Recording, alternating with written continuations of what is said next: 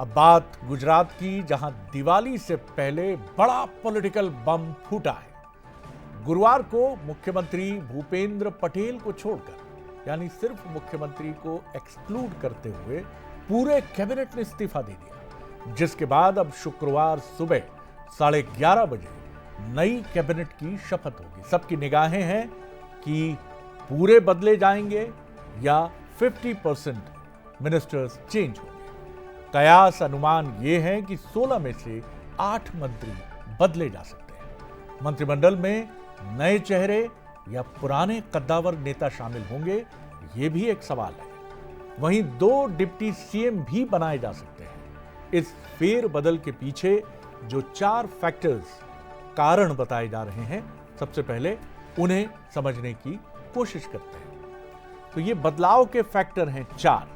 2027 विधानसभा चुनाव ज्यादा दूर नहीं है, इसलिए भांपकर वातावरण को यह कोशिश की गई है, ऐसा माना जा रहा है राजनीतिक पर्यवेक्षकों की तरफ से। एंटी इनकम्बेंसी फैक्टर को मिट आउट करने के लिए, उसे पीछे छोड़ने के लिए माना जा रहा है कि यह निर्णय लिया गया है। आला कमान संतुष्ट नहीं है जो मंत्री रहे उनके प्रदर्शन से, और वो नहीं चाहता है कि अगले इलेक्शन के पहले जनता की नाराजगी कहीं ना कहीं सामने आए। पुराने नेताओं की वापसी, ये भी एक कारण इसके पीछे माना जा रहा है। अभी आपके मन में ये सवाल उठ रहा होगा कि पूरे कैबिनेट के इस्तीफे से क्या सरकार गिर सकती है?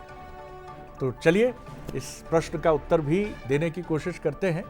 आपको ये बता दें कि कैबिनेट का सरकार से सीधे तौर पर, यानी खासतौर से उसके वजूद से, उसकी इंटिटी से, उसके अस्तित्व से कोई लेना देना नहीं है। मुख्यमंत्री मंत्रिपरिषद के चीफ होते हैं, प्रमुख होते हैं, और अगर सीएम ने इस्तीफा नहीं दिया तो सरकार गिरने का सवाल ही नहीं है। यानी मंत्रियों के इस्तीफे का मौजूदा सरकार की सेहत पर कोई असर नहीं होने वाला है। लेकिन बीजेपी को कैबिनेट रिफॉर्म की जरूरत क्यों पड़ी और क्या है गुजरात फार्मूला, ये भी आपको बताने की कोशिश करते हैं। बीजेपी की एंटी इनकम्बेंसी यानी सत्ता विरोधी रुझान, सरकार को लेकर जो कथित नाराजगी की बातें सामने आती हैं, ऐसी एक्सरसाइज से आप एकदम उसको डिल्यूट कर देते हैं, एकदम उसको न्यूट्रल कर देते हैं। 2022 चुनाव से 15 महीने पहले यह फेरबदल किया गया था।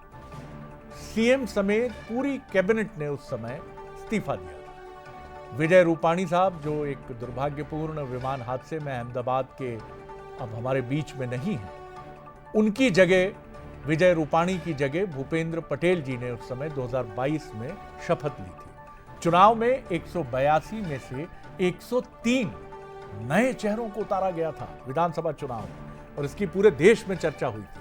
5 मंत्रियों समेत 38 विधायकों के टिकट काटे गए थे। बीजेपी ने गुजरात में रिकॉर्ड 156 सीटें हासिल की और करीब करीब 3 दशकों से वो गुजरात में अनचैलेंजेबल, जिसे चुनौती नहीं दे पा रही है कांग्रेस, बनी हुई।